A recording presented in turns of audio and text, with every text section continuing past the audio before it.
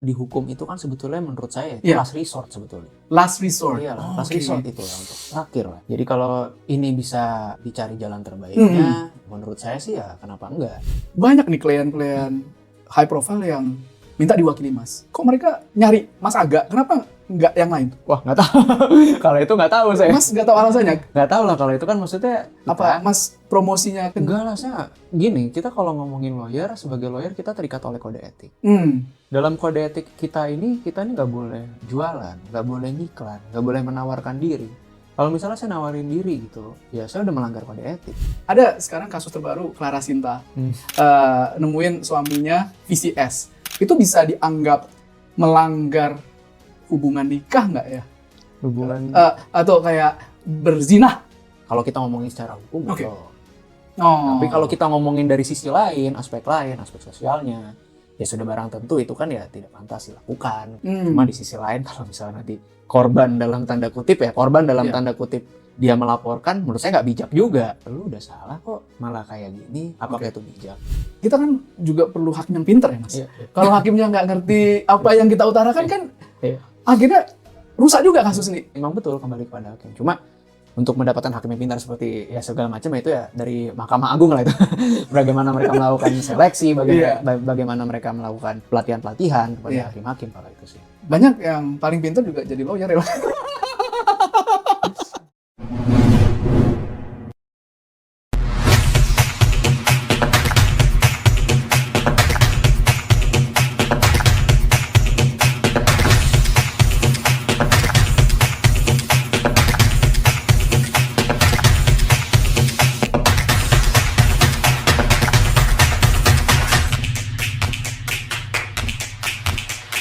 Nah, dalam banyak kasus nih Mas, yang viral terutama, di masyarakat itu udah punya opini sendiri, Iya. udah terbentuk Iya. siapa yang benar, siapa yang salah. Iya. Ini Mas pernah bilang juga dalam wawancara di tempat lain gitu ya, sudah ada opini yang terbentuk gitu. Nah, padahal sebagai pengacara kita harus melakukan yang terbaik untuk klien. Kalau Mas sendiri menghadapi opini masyarakat yang banyak dan sudah terbentuk dari awal itu seperti apa? Saya sih nggak ambil pusing ya, maksudnya gini. Sebetulnya ini yang saya sayangkan juga ya, karena banyak sih saya lihat, meskipun bukan kasus-kasus saya lihat, saya kan juga suka ngikutin perkara-perkara lah, maksudnya yang ada di publik gitu. Terkadang yang saya lihat, meskipun saya juga nggak terlalu ngikutin perkaranya, cuma ya ini bisa kelihatan gitu. Putusan yang dijatuhkan hakim ini nih karena kelihatan takut dari desakan publik. Terkadang tuh menurut saya malah jadi, loh nggak adil dong kalau gini. Di mana keadilannya? Ya. Karena seharusnya hakim ini dalam memutus itu kan sesuai dengan keyakinannya dia. Ya. Berdasarkan minimal 2 alat bukti yang sah. Oh gitu ya. Iya, itu ya itu memang hakim itu memutus berdasarkan keyakinannya. Tapi kalau dia memutus berdasarkan opini publik yang sudah dibentuk, menurut saya berarti kan dia memutus belum tentu berdasarkan keyakinannya dia. Sedangkan yang dia putus ini menyangkut nasib seseorang loh. Iya. Ya kan? Terkadang ya itulah buruknya keadaan sekarang gitu. Belum tentu juga opini yang terbentuk oleh publik tuh fakta gitu. Betul. Ya kalau saya sih selalu dalam hal seperti itu berarti ini merupakan tantangan buat saya. Bagaimana saya sebagai advokatnya, sebagai lawyernya mewakili klien saya. Misalnya opini publik ini sudah terbentuk A. A ini adalah ya premis di mana bahwa orang ini bersalah melakukan tindak pidana tersebut. Tapi ternyata berdasarkan fakta-fakta yang ada dari fakta-fakta persidangan, bukti-bukti yang saya pegang, ternyata orang ini nggak salah. Itu kan menjadi tugas saya bagaimana saya bisa menyampaikan fakta-fakta ini di persidangan, sehingga nanti hakim juga dapat yakin berdasarkan bukti-bukti yang saya punya, minimal 2 alat bukti itu, bisa mensugesti hakim bahwa apa yang sampaikan ini fakta, bahwa dia nggak bersalah. Itu satu tugas saya. Di sisi lain tugas saya yang kedua, bagaimana bisa mengubah opini publik. Bahwa ternyata ini loh fakta-fakta persidangannya seperti ini. Jangan kalian judge dulu. Ya di sana opini terbentuk itu kan ya namanya kita zaman sekarang kita nggak bisa pungkiri juga ada juga namanya ya buzzer gitu kan. Buzzer di mana ya tugasnya untuk membentuk bahwa opini bahwa orang ini salah gitu. Iya. Ya ini faktanya seperti ini. Itu bagaimana pinter-pinter kita menyampaikan lah kalau itu sih. Gitu ya Mas. Sebetulnya itu. Mas boleh enlighten nggak Mas? Kalau proses-proses pidana itu seperti apa? Maksudnya kalau di luar negeri yang saya tahu itu ada juri gitu. Mereka dipilih secara random, terus mereka disampaikan fakta, ada dua pengacara sama pembela. Kalau di Indonesia itu seperti apa, Mas? Nah, itu jadi sistem hukum itu ada namanya common law, ada namanya civil law. Kalau tadi yang abang bilang itu common law, itu tuh biasanya tuh di US kayak gitu. Itu mereka itu berpaku sama istilahnya case law. Case law itu jadi berdasarkan kasus-kasus yang pernah diputus oleh hakim dulunya. Jurisprudensi lah. Kalau di kita ini jurisprudensi ini ya sebagai tambahan aja untuk sebagai pertimbangan hakim. Jadi misalnya kalau kita lihat di luar tuh orang sidang, siapa versus siapa, ya kan ada siapa v siapa, v siapa, bahwa dalam kasus ini melawan ini cerita yang seperti ini, putusan hakim seperti ini. Nah di sini enggak, kalau kita itu civil law berpaku pada undang-undang. Nah kalau dari kita itu nanti kalau kita ngomongin pidana, nanti yang mendakwa dan menuntut itu jaksa. Terdakwa nanti yang membela itu penasihat hukum atau lawyernya. Yang memutus itu nanti hakim 3 orang. 3 orang. Ada hakim ketua, hakim anggota 2. Nah nanti mereka musyawarah suara siapa yang paling banyak, itu putusannya itu. Misalnya ada 2 nih, 2 sudah sepakat, bulat, mutus orang ini tidak bersalah gitu. Ternyata 1 ada perbedaan pendapat. Nanti biasa di putusan ada tuh dissenting opinion istilahnya. Dissenting opinion nanti jelasin bahwa berdasarkan fakta gini maka tidak sependapat nanti apa gitu, ada biasa gitu. Tapi tetap bersalah kalau udah 2. Kalau misalnya udah 2, ya udah kita ikutin yang 2 ini kan mayoritas. Nah, cuma tapi dissenting opinion itu nanti akan tertera juga, tertulis juga dalam putusannya. Nanti kan dissenting opinion itu misalnya pihak yang keberatan terhadap putusan itu untuk banding bisa menjadi tambahan juga dasar bandingnya bahwa bisa dipakai juga kurang lebih gitu. Gitu ya. Jadi kalau kita itu mengenalnya civil law, civil law itu ya berdasarkan undang-undang. Jadi orang didakwakan berdasarkan kesalahannya undang-undang apa, pasal apa. Nanti putusannya yang mutus tuh hakim. Kalau di kita nggak mengenal juri. Nggak ada. Kita nggak ada. Oke, menarik, Mas. Kalau istilah pra-peradilan itu apa ya, Mas? Kalau pra-peradilan itu tuh istilahnya nanti kita itu keberatan terhadap misalnya ada banyak nih. Kalau zaman dulu kan limitatif pra-peradilan, terus sempat digugat di MK, ternyata gugat di MK, akhirnya pra-peradilan itu melebar dalam artian bisa ini gitu. Akhirnya bisa untuk penetapan tersangka, terkait dengan penyitaan, habis itu ada terkait dengan penahanan, itu macam-macam ya. Nah kalau pra-peradilan itu biasanya sebelum pokok perkara, sebelum perkaranya. Misalnya tahu-tahu barang saya nih pada saat penyidikan disita, cuma BA sitanya nggak lengkap, kayak gitu-gitulah. Administrasinya kurang lengkap, penetapan tersangka juga ternyata saya ini ditetapkan sebagai tersangka tapi saya nggak pernah dipanggil sama sekali. Tahu-tahu saya nggak pernah dapat tembusan lah apa-apa yang gitu-gitu. Nanti kalau pra-peradilan itu sidangnya maraton. Dia itu harus diputus paling lama 7 hari. Kalau misalnya perkaranya misalnya kita udah ajukan pra-peradilan, ternyata perkara pokoknya udah jalan nih. Pra-peradilan itu gugur nanti. Jadi bermain dengan waktu juga lah istilahnya. Luar biasa. Nah kalau pra-pit itu sebetulnya udah final, nggak bisa dibanding lagi. Gitu. Udah final ya. Iya. Wah menarik ini. Wah luar biasa.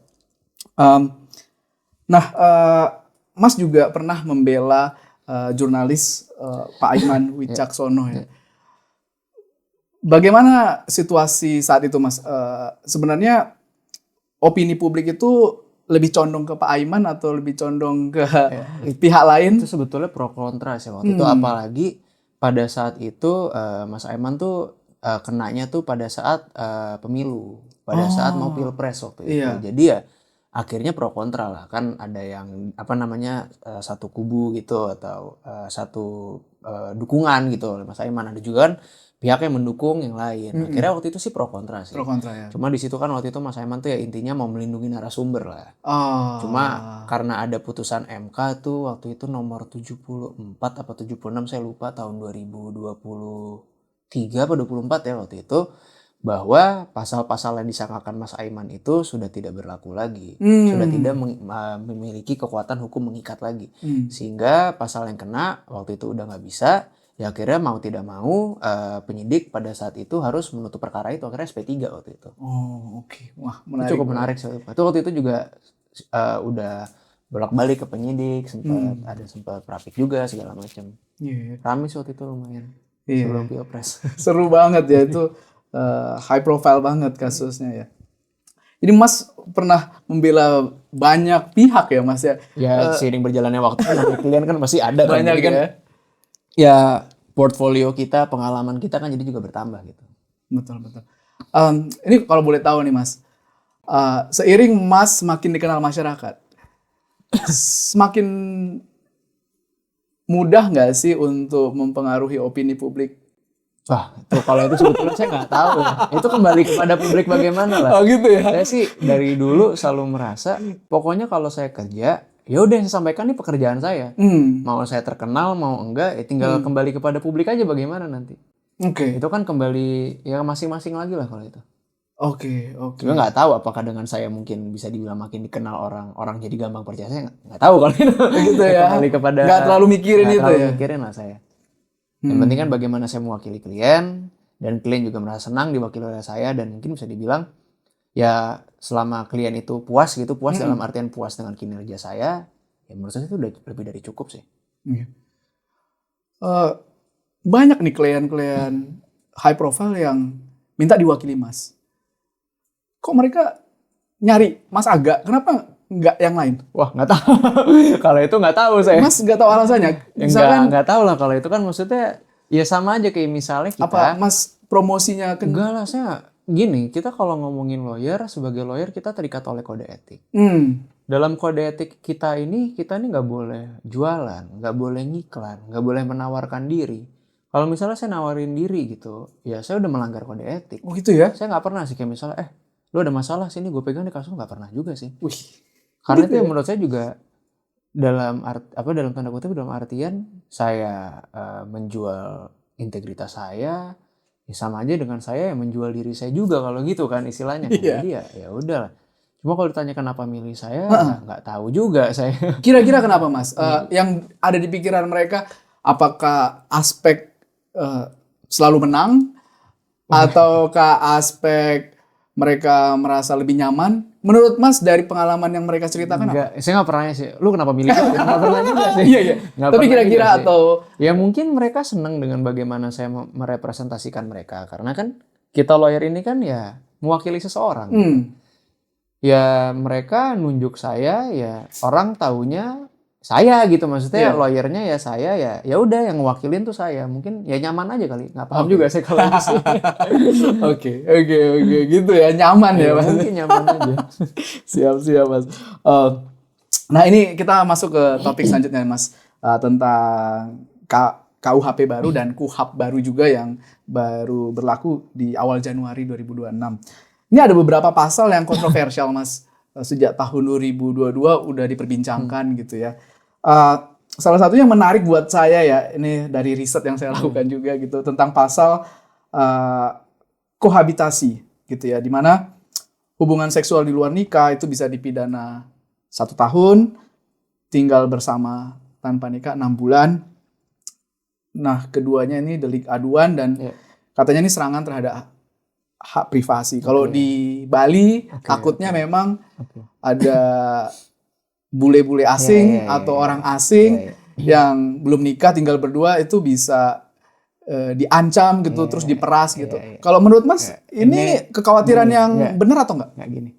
Pasal ini sebetulnya udah lama ada di KUHP lama udah ada terkait zina, overspell kalau nggak salah istilahnya. Itu tuh udah lama ada. Dan harus dilihat juga itu delik aduan. Siapa yang berhak ngelapor? Nggak semua orang bisa loh. Seingat saya tuh kalau nggak salah orang tua atau anak atau istri sah atau apa tuh ada kok.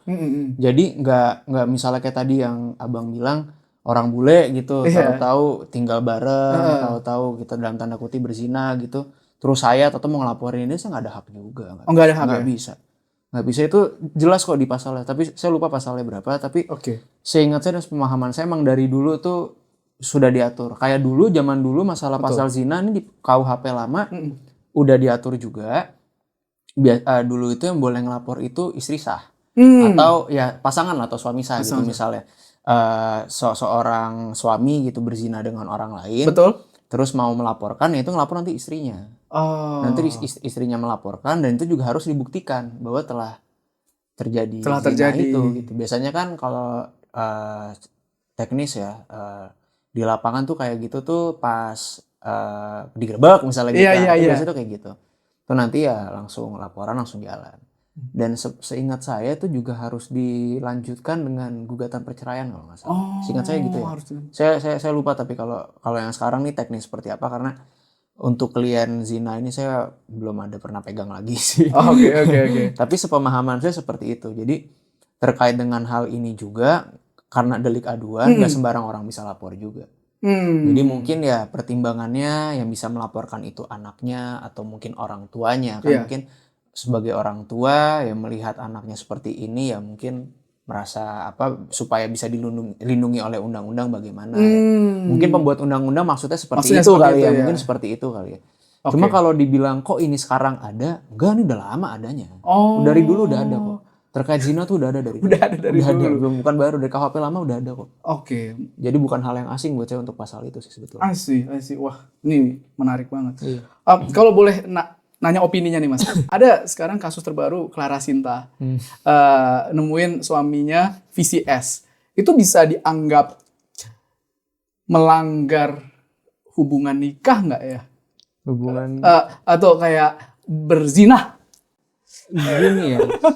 Saya bingung juga nih, ini kasus yang pasti ya banyak kontra juga pasti. Cuma kalau saya ngomongin hukum sih ini agak tricky juga. Kadang-kadang ngerinya itu apa ya? Ya kita nggak pernah tahu orang gitu. Kalau dibilang bisa, ya gimana ya, ini kasus agak high profile dalam artian banyak perhatian publik ya. Sebetulnya kalau tadi dibilang zina, saya ngomongin hukum ya.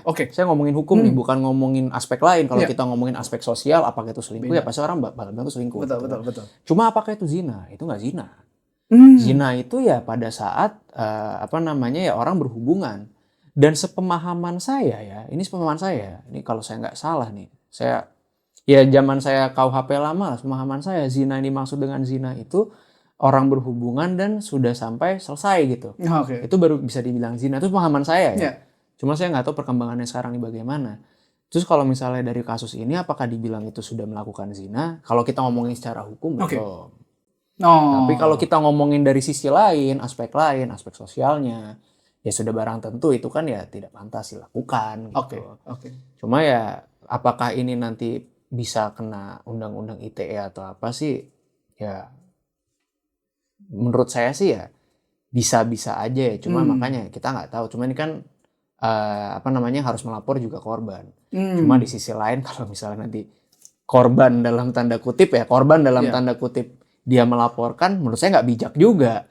Iya dong. Ya lu dalam artian melakukan salah gitu, terus lu merasa sebagai korban atau lu melaporkan, ya nggak bijak juga lah. Kita kan sekarang kan ya hidup di dunia sosial media gitu, ya mau jadi apa lagi lu di umum gitu. Betul. Ya tapi saya nggak tahu lah perkembangannya gimana ini. Tricky juga.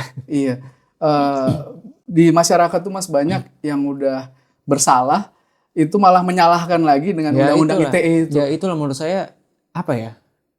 Ini jadi dua hal yang berbeda. Kita mungkin kalau ngomongin hukum ya, mungkin lu korban.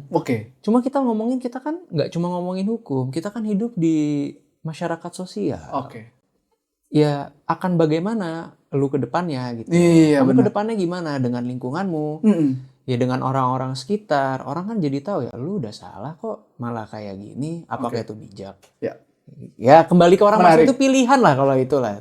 Saya kalau misal dapat klien kayak gitu sih pasti akan saya sampaikan. Gitu ya? Ya pasti lah. Lu udah kayak gini, masa lu masih mau ngotot juga? Kayaknya bukan di tempatnya deh. Itu juga harus bisa sampaikan. Karena saya dalam menerima perkara kan, saya nggak boleh ya. Menolak perkara itu sebetulnya nggak boleh. Asal, kecuali kalau itu bertentangan dengan hati nurani. Ya hal seperti ini kalau misalnya tahu-tahu orang itu datang ke saya, Pak, saya mau bikin laporan, saya merasa saya dihina, saya gini. Emang apa masalah gini? Ya kayaknya enggak deh. Kayaknya bertentangan nih sama hati saya nih. Kayaknya enggak gitu deh. Kayaknya enggak wise. Mending cari jalan yang lain. Apakah mau dimediasi kah atau apa? Enggak bijak lah kalau malah kita nyerang balik gitu. Wah menarik. Itu kembali ke masing-masing. Jadi boleh menolak kalau bertentangan dengan hati nurani. Betul. Menarik. Oke Mas, menarik sekali. Em, nah, berhubungan dengan poin tadi Mas, bahwa ada nilai-nilai sosial atau kalau di KUHP katanya living law, hukum adat Ya, gitu ya, yang nggak tertulis di ya, dalam undang-undang, tapi bisa diterapkan. Contohnya beberapa perda itu ada ya. yang diskriminatif.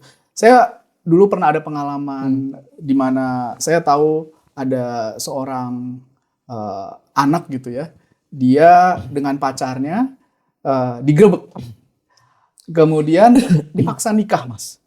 Padahal masih sangat-sangat muda dan menurut saya kalau dipaksa nikah itu kan bisa berakibat Ke kepada depan. kedepannya. Eh, Gimana pendapat Mas terhadap situasi ada hukum adat, Ya, hukum sosial sama hukum yang tertulis, ya. Mas? Kalau saya sih ya, kalau ngomongin hukum adat, saya nggak bisa banyak ngomong lah. Karena Oke. itu kan pasti kan kita ngomongin ya suatu apa ya komunitas, suatu adat Hmm. yang mungkin sudah apa ya turun temurun lah dari Oke. leluhurnya gitu. Saya juga nggak bisa banyak komentar. Ya orang itu memang maksudnya apa masyarakat tersebut gitu Iya. ya udah dibentuk sedemikian rupa, tinggal di sana, menjunjung tinggi nilai-nilai di sana. Ya susah ngomong juga kalau memang itu sudah hukum di sana, ya mau gimana lagi gitu Iya. kan. Cuma kalau yang saya suka sayangkan ya orang-orang yang mungkin ya main hakim sendiri. Nah itu Iya. kalau itu barulah. Cuma kalau Hmm. itu sudah merupakan hukum adat sih saya nggak bisa banyak ngomong juga. Oke. Oke. Karena ya masyarakat yang tinggal di situ, masyarakat yang menjalani kehidupan keseharian di situ yang lebih memahami untuk hal tersebut. Karena kan pasti kan ya Indonesia ini kan majemuk lah. Kita Hmm. kan Hmm. berbagai suku, agama, Iya. ras, antar golongan, semua kan banyak gitu. Iya. Ya sudah barang tentu ya apa ya masyarakat-masyarakat asli gitu, masyarakat asli Hmm. pedalaman atau masyarakat-masyarakat asli suku-suku gitu ya punya tokoh masyarakatnya. Betul. Mereka yang menjunjung tinggi nilai itu kan ya kita udah ya kalau saya nggak begitu memahami juga ya mereka yang lebih paham lah kalau itu. Oke. Cuma kalau kembali kayak tadi ya orang yang main hakim sendiri ya Iya. itu ya jangan lah kita kan hidup bagaimana juga di dunia hukum gitu. Oke. Semua ya ada prosedurnya Ya. gitu sih kalau saya. Menarik Mas, Mas Egot. Nah, ini 2 pertanyaan terakhir Mas. Selanjutnya masih tentang KUHP, di mana sekarang itu ada istilah plea bargaining, Ya. di mana ketika orang mengaku Ya. terhadap kesalahannya, dia dapat hukuman yang lebih Ya. ringan, Ya. sama juga ada terkait mengenai restoratif justice, Ya. di mana bisa istilahnya diselesaikan sebelum Ya. diputuskan gitu. Ya. Nah, ini kan ada risikonya Mas ya.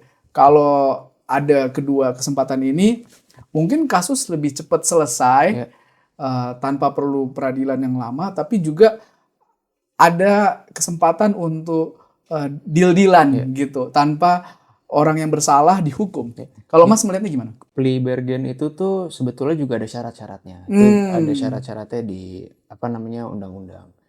Bahwa plea bargain itu harus didampingi oleh advokatnya, tidak boleh dalam keadaan terpaksa, ancaman pidana maksimal itu 5 tahun, nggak boleh lebih. Jadi kayak kita ngomongin tipikor, Ya. undang-undang narkoba, pencucian uang, itu nggak bisa, plea bargain nggak bisa. Oke. Itu ada maksimal 5 tahun. Udah gitu juga nanti diperiksa dalam pemeriksaan singkat. Kan kalau kita ngomongin pidana kan pemeriksaan panjang kan dari dakwaan, nanti ada apa namanya seperti perlawanan atau zaman dulu replik, nanti ada mungkin duplik lagi, terus nanti ada pemeriksaan pembuktian, saksi pelapor, saksi pelapor, saksi korban, lalu ada apa saksi-saksi, nanti ada ahli, terus mungkin nanti ada apa namanya saksi yang meringankan, saksi-saksi ada charge, masih ada ahli ada charge, masih ada tuntutan, lanjut lagi ke pembelaan, replik lagi, replik duplik, habis itu baru putusan. Sedangkan kalau udah ada plea bargain ini pemeriksaannya singkat dia, cepet dia. Tapi itu harus didampingi dengan pengacaranya. Udah gitu memang tidak boleh dalam keadaan terpaksa. Nanti udah gitu nanti disampaikan di depan hakim. Nanti hakim juga mempertimbangkan. Nah sama tadi ancaman pidananya juga nggak semua bisa. Itu saya udah baca juga sih undang-undangnya. Terus terkait dengan apa restoratif justice, menurut saya RJ ini nggak selamanya buruk sih. Karena mencari keadilan itu kan nggak gini. Untuk orang sebetulnya di hukum itu kan sebetulnya menurut saya itu Iya. last resort sebetulnya. Last resort. Iya lah, last Oke. resort itulah untuk terakhir lah. Jadi kalau ini bisa apa namanya dicari jalan terbaiknya, menurut saya sih ya kenapa enggak? Oke.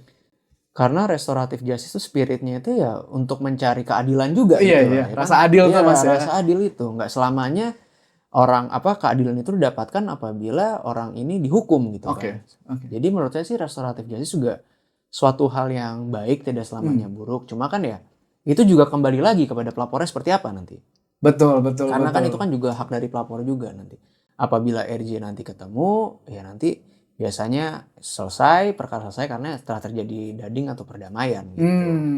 Itu kembali lagi lah kepada pelapornya seperti apa. Jadi kalau dibilang buruk sih enggak juga. Plea bargain pun juga saya melihatnya pembuat undang-undang sudah sedemikian rupa lah mempersiapkan itu bahwa ya ada syarat-syaratnya. Jadi nggak sembarang orang bisa tahu-tahu misalnya orang korupsi, ya saya ngaku saya korupsi gitu gini-gini. Nanti Langsung hukuman bebas. saya jadi cuma sepertiga. Plea bargain itu kalau nggak salah sepertiga deh. Saya lupa deh. Jadi cuma sepertiga gitu, nggak juga. Iya, ya. Sebetulnya ada apa namanya syarat-syarat sama ada prosedur-prosedurnya juga kalau itu. Oke. Iya. Jadi ini sebenarnya cara-cara yang mungkin udah dilakukan di luar negeri juga kan, Iya. Mas, untuk Iya, betul. membuat rasa keadilan tetap terjaga tapi dengan sistem yang lebih efisien mungkin, Pak. Ya kayak sekarang menurut saya undang-undang yang baru nih KUHP nasional, KUHP nasional, sebetulnya dari pembuat undang-undang saya lihat sih banyak melakukan komparasi sama dunia luar negeri kali. Karena sekarang juga kita sebagai advokat gitu ada opening statement. Zaman dulu nggak ada. Nggak ada ya? Nggak ada, nih baru nih opening statement nih baru. Nanti kita sampaikan misalnya nanti saksi yang akan kita ajukan adalah sekian, perkara ini tentang sekian, saksi nanti akan membuktikan ini, sehingga nanti ya dengan harapan kedepannya hakim dalam memutus dan memeriksa perkara ini ya udah tahu arahnya mau kemana, nanti saksi ini arahnya kemana udah paham. Oke. Ini suatu hal yang bagus juga sih. Cuma karena mungkin ini KUHP sama KUHP nasional berlakunya baru 3-4 bulan lah ya. Iya. Baru 3-4 bulan ya kita lihat lah ke depannya gimana. Karena kan juga kayak KUHP gitu. Kemarin di pasal, saya lupa, pasal 600 apa 300 apa 60 apa berapa saya lupa. Terkait dengan undang-undang narkotika nih. Itu ada pasal-pasal yang dihapus tuh waktu itu. Pasal-pasal yang dihapus. Jadi seingat saya nih ya, ada pasal-pasal yang dihapus sehingga narkotika ini tuh masih bisa dianggap legal atau boleh gitu. Sehingga nanti dikhawatirkan dengan ini berlaku nanti banyak yang orang menyalahgunakan. Bukan menyalahgunakan ya, bandar-bandar yang udah di dalam sekarang udah ditangkap bisa keluar. Nah, cuma akhirnya ada RDPU dengan DPR, akhirnya waktu itu ada penyesuaian undang-undang, akhirnya yang menyesuaikan bahwa pasal ini ada berlaku lagi, nanti akan diatur lebih lanjut dalam undang-undang narkotika gitu. Ya akhirnya kan masih adjusting juga gitu. Masih ya gimana nih, ada yang kurang ya, masih ada kesempatan ya untuk rapat dengar pendapat sama DPR gitu sih. Oke. Jadi Mas masih optimis lah ya bahwa ini ya semoga. Ya maksudnya kan dengan adanya KUHP nasional, KUHP nasional berarti kan sudah merupakan suatu perubahan yang besar. Betul. KUHP itu 81 loh. 1981. Iya lama banget. Ini baru kita berubah di 2026. Berarti itu kan perubahan berapa? 45 tahun berarti kan baru berubah. Betul. KUHP dari zaman dulu. Penal code-nya Belanda dari zaman dulu. Iya. Jadi 100 tahun ya. Iya. Wah. Ya, semoga kedepannya sih ya bisa lebih baik lah. Iya. Ini saya tertarik nih Mas tadi. Mengingat tadi Mas bilang di Indonesia ini kan yang memutuskan hakim nih. Iya, terus Mas juga pernah bilang punya pledoi itu berat 130 halaman tuh. Itu dibaca semua sama hakim. Dan kita kan juga perlu hakim yang pinter ya Mas. Iya. Kalau hakimnya nggak ngerti apa yang kita utarakan kan akhirnya rusak juga kasus ini. Ini gimana nih Mas supaya sistem hukum kita tuh bagus kan? Kelihatannya oke, kuncinya di pembelaan tapi juga kuncinya di hakim nih Mas. Ya gini, jadi kayak tadi saya bilang, tugas kita ini advokat atau lawyer itu kan untuk dapat mensugesti hakim. Kita mensugesti hakim bahwa ya ini fakta-fakta persidangannya seperti ini. Jadi apabila kita kaitkan dengan rumusan unsur pasal yang disangkakan oleh jaksa penuntut umum, ya klien kita nih nggak termasuk dalam rumusan pasal ini. Oke, Mereka nggak bersalah berdasarkan iya. bukti ini, keterangan saksi A dikaitkan dengan transaksi B, dikaitkan pula dengan bukti A, dikaitkan pula dengan bukti B. Iya. Maka didapat kesimpulan bahwa A, B, C, D. Biasanya tuh Iya. doang kayak gitu Iya, kan. iya, betul. Jadi saksi A menerangkan apa, bukti ini. Udah gitu analisa yuridisnya seperti apa, analisa faktanya seperti apa. Balik analisa faktanya seperti apa, analisa yuridis seperti apa, kesimpulan seperti apa. Jadi dari situ kan ya bisa kelihatan lah. Oke. Tinggal nanti ya betul kembali lagi pada hakim. Keyakinannya seperti apa. Kalau itu sih ya kita serahkan lah. Cuma kan katakanlah kita tidak puas dengan putusan tingkat pertama di PN gitu. Kita masih ada jalan untuk melakukan upaya banding di pengadilan tinggi. Katakanlah kita tidak puas dengan pengadilan tinggi gitu. Masih ada kasasi di Mahkamah Agung. Ya masih ya jalan usaha masih ada banyak gitu. Oke. Bagaimana ya kembali kepada hakim. Cuma untuk mendapatkan hakim yang pintar seperti ya segala macam itu ya dari Mahkamah Agung lah itu. Bagaimana mereka melakukan seleksi, bagaimana mereka melakukan pelatihan kepada hakim-hakim kalau itu sih. Iya. Banyak yang paling pintar juga jadi lawyer ya. Dan mudah-mudahan jadi hakim juga maksudnya ya. Iya, oke. Benar. Ini Mas, kita udah selesai masalah hukum. Ini yang terakhir Bang, agak tentang supercar listrik nih Mas. Karena saya sekarang berkutat di ekonomi hijau atau pembangunan berkelanjutan. Ternyata banyak loh Mas supercar itu yang tenaganya listrik. Seperti yang Wang U9 dari BYD, Rimac Nevera, McMurtry Sperling. Ini luar biasa. Kalau Mas sendiri udah mulai lihat-lihat atau cek-cek supercar listrik gak? Kalau saya sih belum ya, maksudnya. Saya juga kalau dibilang punya supercar, mobil saya mobil tua, supercarnya mobil udah berapa belas tahun gitu kan. Jadi belum sih. Tapi kalau tadi disebut kayak yang Wang gitu, kayaknya kesini juga belum masuk kan. Oh belum masuk ya? Setahu saya belum masuk. Rimac, kayaknya beli Rimac udah nggak mungkin, harganya udah terlalu mahal juga. Tapi ya mungkin ke depannya sih akan seperti itu. Cuma kan masih dilakukan perlahan lah. Kayak mungkin kita lihat dari awal kemarin Ferrari SF90 kan akhirnya hybrid gitu kan. Perlahan mereka nggak langsung full switch electric kalau supercar kan. Cuma kalau nggak salah Ferrari yang baru nih saya lupa itu mereka udah mulai switch electric nih. Tapi baru kayaknya di 2027 kali. Tapi modelnya sudah sempat lihat. Lamborghini juga tadinya Revuelto dibilangnya itu kan tadinya mau elektrik akhirnya hybrid. Ya akhirnya kalau yang saya lihat sih perusahaan-perusahaan supercar lama gitu ya, maksudnya yang masih megang DNA mobil itu sih kayaknya mereka masih berusaha untuk mempertahankan. Cuma mempertahankan berapa lama saya nggak tahu. Karena kayak BMW gitu sekarang tuh yang ke depan udah M3 gitu, iM3 sekarang kalau nggak salah full listrik gitu. Full listrik ya? Ini saya baru lihat mungkin 2 minggu lalu pas minggu lalu. Itu nanti BMW M tuh udah full listrik semua tuh. Saya baru lihat juga tuh. Berarti mobilnya nggak bersuara lagi ya Mas? Kayaknya kalau supercar yang kayak gitu kayaknya sekarang pakai speaker ya mereka tuh. Pakai speaker supaya tetap ada. Kenapa tuh pakai speaker? Kayaknya ya. Pemahaman saya gitu sih. Gitu Karena ya? nggak ada mesinnya kan, baterai. Cuma mungkin ya driving feel-nya mungkin beda kali ya. Oke. Itu kan ya suara mesin gitu kan. Iya. Di kuping kalau lagi nyetir gitu. Wah sampai dibuat speaker ya biar terasa. Saya gitu sih. Kayak Ioniq itu yang N5 ya. Ioniq 5 yang N itu pakai speaker setahu saya. Untuk suara knalpotnya. Sekarang kebanyakan gitu sih kalau listrik. Iya ya. Karena endorfinnya keluar ya Mas ya ketika suaranya itu kedengaran pasti, ya. Betul ya. Luar biasa di situ ya. Wah, ini seru banget. Kapan nambah lagi supercar ini Mas? Ya belum tahu lah. Sekarang udah cukup lah. Iya. Ini anak bakal dikenalin juga dong nih sama mobil-mobil ya. Harus dong. Biar hobi. Biar hobi ya. Siap. Makasih banyak nih Mas Aga, Bang Aga untuk sharingnya, ilmunya, juga pengalamannya ini sangat berharga banget. Coming dari Mas Aga kita jadi lebih ngerti tentang hukum Indonesia dan saya tadi jadi makin optimis Mas dengan hukum Indonesia. Ya semoga lah. Ini harapan kita bersama pastilah. Ya, amin ya. Semoga makin baik ya. Terima kasih Mas Aga untuk waktunya yang sangat berharga datang ke sini ke Hive Intelligence Podcast. Rekan-rekan pemirsa Hive Intelligence Podcast, itu tadi yang kita dengarkan dari Mas Aga Dr. Aga mengenai viral justice, juga KUHP baru dan KUHP baru, dan bagaimana implementasinya di Indonesia. Semoga banyak yang dapat dipelajari oleh para pemirsa. Saya sendiri belajar sangat banyak, dan teruslah belajar. Jangan lupa untuk terus membangun informasi dan pengetahuan mengenai berbagai hal di bidang hukum, ekonomi, dan juga kepemimpinan. Terima kasih. Sampai jumpa lagi di episode podcast berikutnya. Bye-bye.